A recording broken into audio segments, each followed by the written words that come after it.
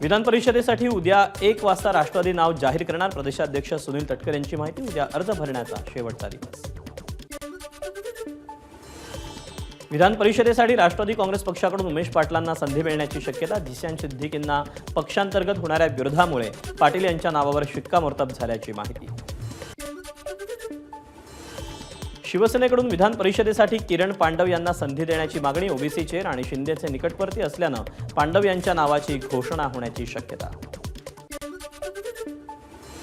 सांगलीचे खासदार विशाल पाटील यांना भाजपमध्ये येण्याची खुली ऑफर। विशाल पाटील भाजपसोबत आले तर सांगलीच्या विकासाला गती मिळेल, मंत्री चंद्रकांत पाटलांचं वक्तव्य।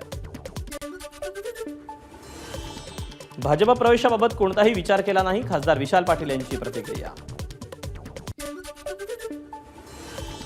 भाजपच्या वाटेवर असलेल्या स्नेहल जगताप राष्ट्रवादी काँग्रेसमध्ये प्रवेश करण्याची शक्यता। सह्याद्री अतिथीगृहावर सुनील तटकरे यांची भेट घेतली। मुंबईतील मेट्रो प्रकल्पांना आणखी बळकटी येणार। MMRDA मधील मेट्रो प्रकल्पाला यूकेच्या क्रॉसरेलचं बळ। मेट्रो प्रकल्पातील कार्यप्रणाली, देखभाल, सुरक्षा अशा कामांसाठी क्रॉसरेलची मदत होणार। अंधेरीतील पूर्व पश्चिमेला जोडणाऱ्या गोखले पुलाचं काम वेगानं सुरू। मे महिन्यात वाहतुकीसाठी खुला होण्याची शक्यता। सोलापूरच्या करमाळ्यात सहकारी संस्थेच्या पहिल्या सौर ऊर्जा प्रकल्पाचा शुभारंभ। गोकुळ दूध संघाच्या माध्यमातून प्रकल्पाची उभारणी।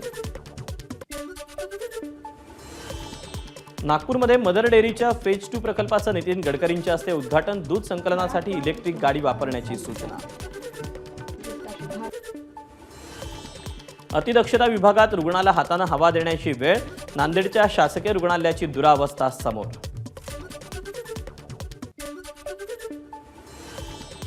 परभणीतील तुळजाभवानी मंदिराशेजारील मांसाहारी हॉटेल शिवसेना नेत्यांनी केलं बंद। हॉटेल मालक मंदिर परिसरात घाण करत असल्याचा आरोप। रायगडच्या पेणमधील धोंडपाडामध्ये संत तुकाराम महाराज बीज सोहळा। भाविकांची मोठी गर्दी। अहिल्यानगरच्या संगमनेरमध्ये शिवजयंती उत्सवावरून अमोल खताळ आणि सत्यजित तांबे आमने सामने। आकर्षक देखावे उभारून दोन्ही गटांकडून शक्ती प्रदर्शन। सांगलीच्या कासेगावमध्ये जयंत केसरी बैलगाडा शर्यतीचं आयोजन। महाराष्ट्रासह कर्नाटक, मध्य प्रदेशातील 250 पेक्षा अधिक स्पर्धकांचा सहभाग।